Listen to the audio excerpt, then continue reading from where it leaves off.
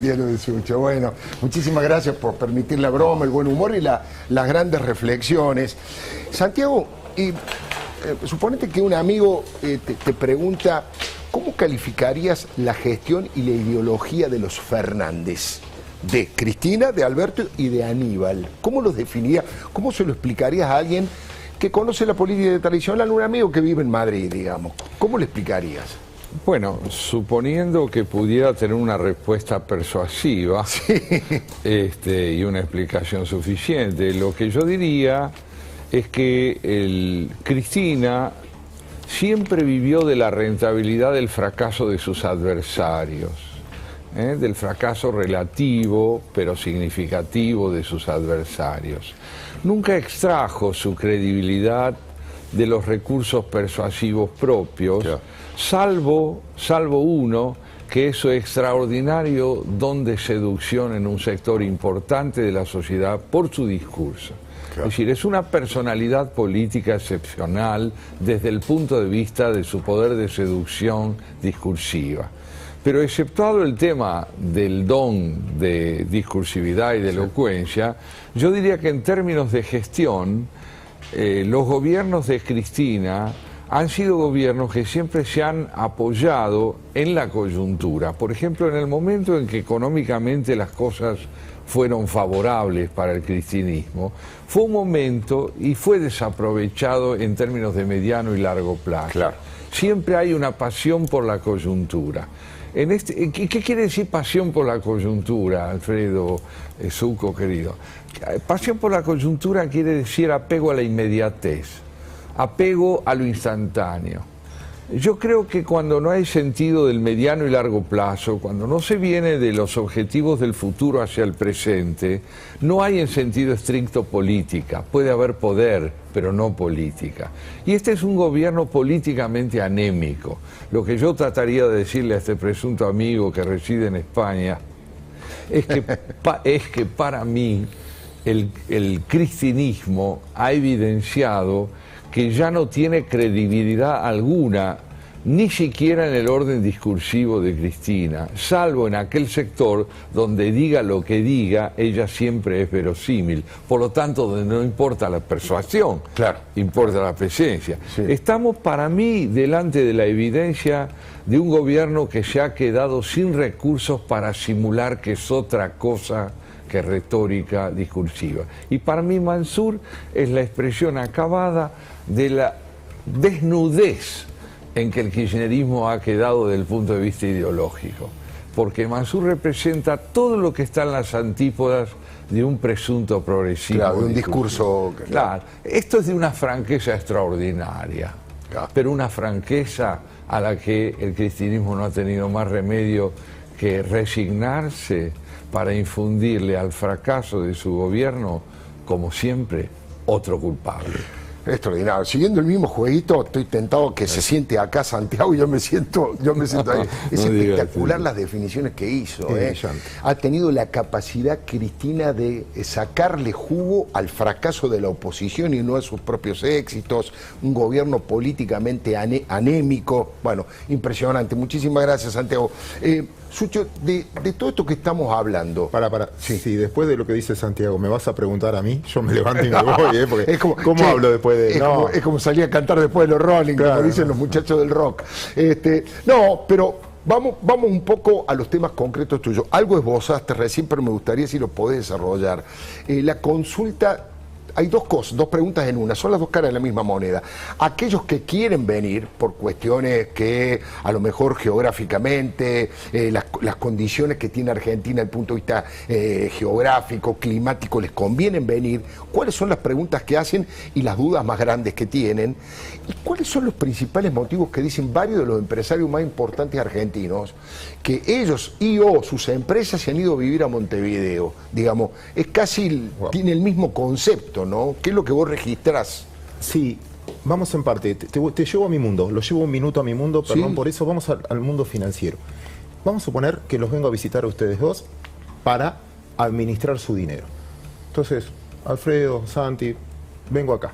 Si yo de 10 minutos que ustedes te doy 10 minutos para convencerme. Sí. Si de 10 minutos tengo que hablar 8 minutos de decirte ¿por qué no te voy a robar? Y solo 2 minutos para hablar de negocios, ya estoy en el horno. Claro. Porque ya no me creen. Así es. Entonces en Argentina pasa lo mismo. Esto que te cuento de finanzas, cuando vos hablas de inversiones, tenés que hablar 20 minutos de política y 2 minutos de negocio. Claro. Como no, entonces el tipo te dice, ¿por qué de política? ¿Qué me estás hablando? No, porque si gana... Una vez, en uno de los tantos fracasos que tuve, una vez me tocó en el banco donde trabajaba ir a buscar plata al exterior para invertir en Argentina. Para invertir. Mi argumento era que era muy barato. Entonces, mira, si esto en el mundo vale 2 y acá vale 0,50, claro, ¿no te tienta? Entonces la pregunta es, ¿y por qué vale 0,50? Claro. Claro, qué raro. Algún motivo tiene que tener. Claro, es como un auto usado, vale la mitad, pues lo empezás a mirar Claro. por El los 5 motor está costados. fundido. Entonces te miran. Entonces vos le decís, no, porque me parece que las elecciones, lo escuché a Leuco diciendo que esto va a cambiar, lo escuché a Santiago, que esto se está exponiendo. Entonces, me acuerdo lo que me contestó. A mí no me importa lo que hace un gobierno. A mí me importa lo que hace la sociedad, si lo avala o no lo avala. Mientras que ustedes, porque no es el poder de daño que tiene uno. ¿Por qué tiene tanto poder de daño? ¿Por qué si todo el mundo habla mal tiene tanto poder? Entonces, en ese presumo, no están hablando de ella, o no están hablando del presidente, o no están hablando de un gobierno. Claro. Están hablando del resto de la sociedad. ¿Por qué está sometido? ¿Por qué un empresario no reacciona? ¿Por qué un diputado, como hablaban recién, van y votan a favor? ¿Por qué ese sometimiento? ¿No es denigrante comprar un voto? Es como que yo te tenga que pagar para que me invites. Tremendo, tremendo. ¿No es denigrante tener que Es comprar? una- es un ¿Y vos nivel- te la creés si tuviste que comprar, repartir bicicletas? No Eso es corrupción lisa y llana, ¿eh? No es clientelismo, corrupción. Pero eso también habla de vos. O sea, si Por vos supuesto. tenés que pagar para... Bueno, y si no pasa nada, ahí empieza a hablar de toda la sociedad. Entonces la contestación es, vamos a invertir en Argentina, no por precio. El día que la sociedad se ponga de acuerdo en las cosas básicas. Claro. Entonces es mucho más profundo. Entonces no te dan tiempo para hablar de clima, de lo rentable que es, de las facilidades, que no tenemos problemas climáticos, no tenemos problemas religiosos, no tenemos problemas étnicos, no tenemos problemas... Por ahora gente más o menos capacitada, digamos, todavía tenemos cierto ventaja Unicornios. comparativa en los niveles educativos, todavía. Entonces vos decís, no entiendo por qué no, y ya entendés porque falta lo principal que tiene que tener cualquier inversión, que es credibilidad. Te podés equivocar, pero vos le tenés que creer. Yo estudié con él, aunque... ¿Estudiaste con Santiago? Mirá vos. Intenté, me costó entender, pero intenté, un genio total, para mejorar mi vocabulario, etcétera, intenté.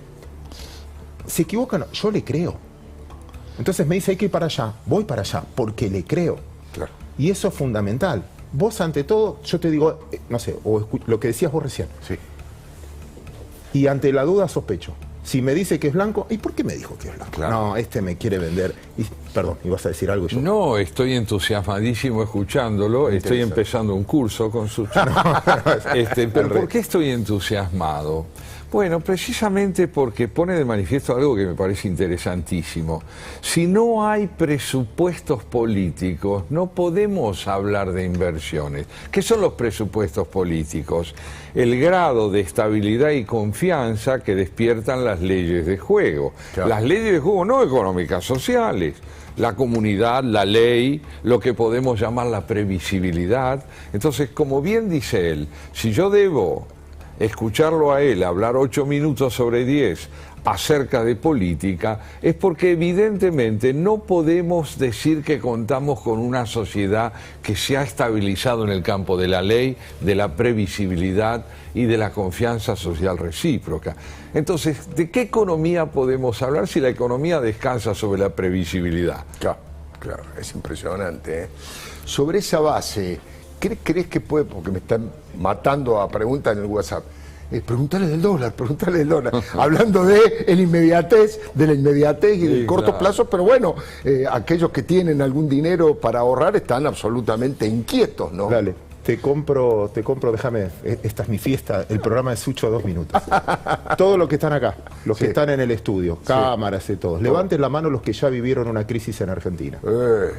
Bueno, 100%. 2, 3, 4.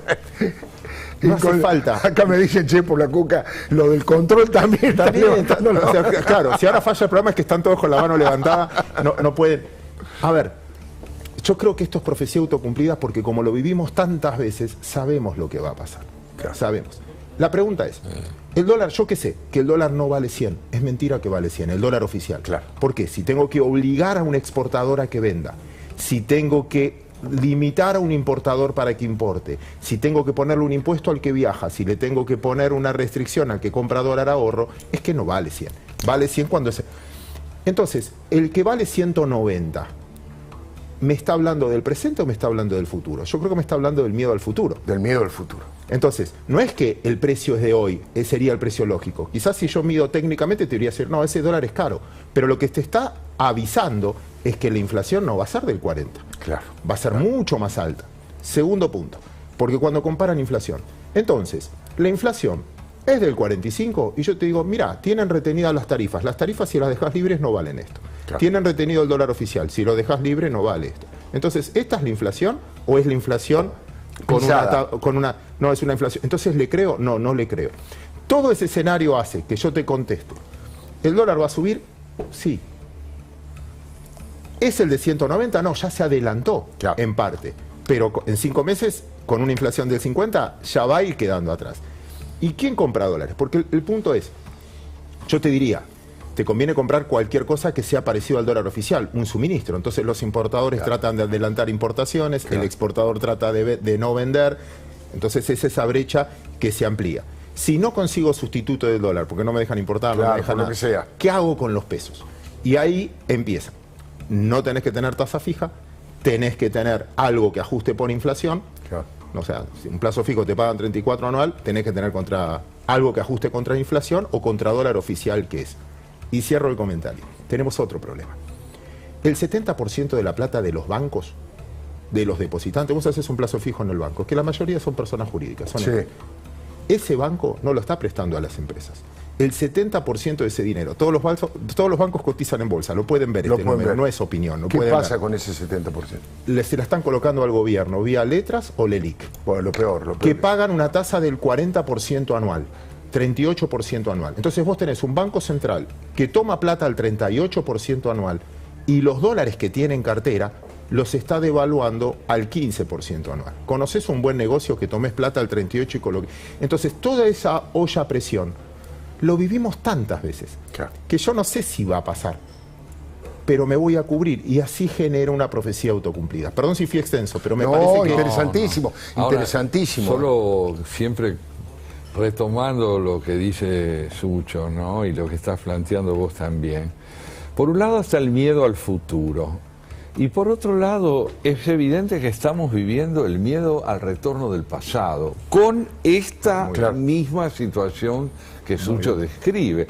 Esta reiteración que nos lleva a levantar la mano, sí, esta sensación de senilidad, es decir, que estamos en un plano repetitivo, implica un descorazonamiento profundo con respecto al futuro. Futuro, dícese del pasado que va a volver. Claro, no puede ser que vivamos en ese marco si queremos tener porvenir político. Es impresionante. Débora Plager, bueno, no sé a quién le querés preguntar, Débora. Bueno, a ambos. Un poco les gozaba Claudio Suchovique recién cuando decía, bueno, no puede ser que si tenés que comprar un voto, algo habla mal, ¿no? Es como que yo te tenga que pagar para que te reúnas conmigo a tomar un café. Y en ese sentido la pregunta es para los dos, pero un poco la respondía Claudio Suchovique en su exposición, pero sí para Santiago, que un poco describía al kirchnerismo y a Cristina, pero me gustaría que describieras este momento político y social. Da la sensación de que hay un cambio de época, sobre todo en los sectores populares, que ya no pueden ser cooptados con esas viejas prácticas clientelares. ¿Por qué te parece que se da ese cambio? ¿A qué lo atribuís? Qué importante lo que está preguntando Es una pregunta ¿Un fundamental. quiebre con los sectores populares? ¿Un quiebre de esta confianza? ¿Vos qué opinas? Sí, digamos que de pronto aparece, voy a usar un término que me importa, esta gente aparece como indescifrable, es decir, que no cabe en una cifra. Ah, indescifrable. No cabe en una cifra. Estamos hablando. No hay manera. Money. Claro, no hay manera de cifrarla en un monto. Claro. No hay manera de cifrarla en un monto. ¿Por qué? Porque irrumpe con una variable de identidad que el kirchnerismo desconoce y subestima, que es la dignidad. Claro.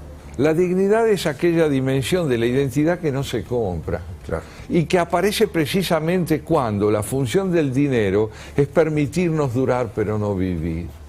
Y yo creo que estamos delante de un drama moral muy profundo. Por eso, Débora, yo tengo la impresión de que cuando los dramas morales irrumpen, el kirchnerismo no tiene recursos para solucionar el dilema de una sociedad. Es decir, que es un tema de valores, claramente. Así es. Y que si Daniel Goyán hubiese comprendido esto que está diciendo Santiago, jamás hubiese dicho esa barbaridad humillante de que con la platita se acababan el resto de los problemas o iban a ser menos graves cuando estamos hablando de muertos, de negocios quebrados, de gente desocupada y de hambre en la sociedad. Quería agregar algo. Escuchando a Santiago me movilizó algo, perdón que otra vez voy a utilizar un ejemplo financiero, pero me movilizó algo que me parece relevante, que es lo siguiente. Hay un viejo dicho que dice, cuando hay una mesa de negociación para ver quién va a pagar la cuenta, lo primero que tenés que hacer es estar en esa mesa. Porque generalmente el que paga la cuenta es el que no está en esa mesa de negociación. Entonces ahora vamos a ver 3 meses donde yo tengo que estar en esa mesa. Cortes de calles, gritos, les viene en contra lo que tuvieron sosteniendo y no me va a alcanzar con 20.000, ni con 30.000, ni con 40.000. Y todos los sectores, Sucho, claro. Los piqueteros, la gente de las provincias, todos están pidiendo plata.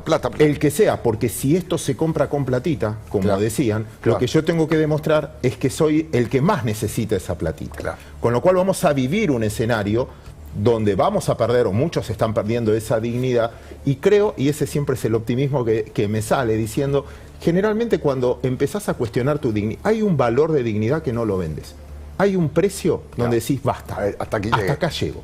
Y yo creo que estamos cerquita de eso. Y eso es lo que te puede cambiar la sociedad, eso que me preguntó el inversor de afuera, cuando la sociedad quiera vivir del trabajo, quiera vivir de... Ahí vamos a invertir, que creo que falta ese momento donde tenemos algo de depresión, caminamos todos mirando para abajo, etcétera, que nos haga reaccionar hasta dónde somos capaces de perder esa dignidad. Y solo esto, esa dignidad tiene pasado en la Argentina. Tiene pasado, tiene pasado. Y ese pasado es un capital. Tenemos un pasado luminoso en ese sentido. Muy hermoso. De mucha dignidad. Sí. Y creo que puede verse reactivado precisamente allí, donde se quiere congelar la dignidad en una heladera. Madre mía, si Santiago Kovadlov y